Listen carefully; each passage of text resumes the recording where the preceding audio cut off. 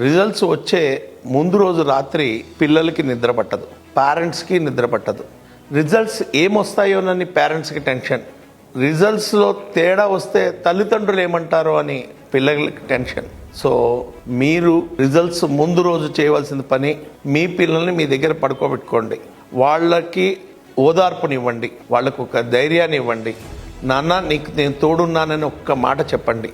Results గురించి భయపడద్దు, నువ్వేం టెన్షన్ పడద్దు.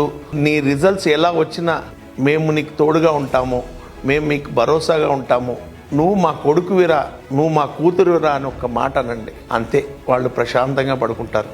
అలాగే రిజల్ట్స్ వచ్చిన తర్వాత కూడా వాళ్ళతో హ్యాపీగా గడపండి, వాళ్ళని అభినందించండి.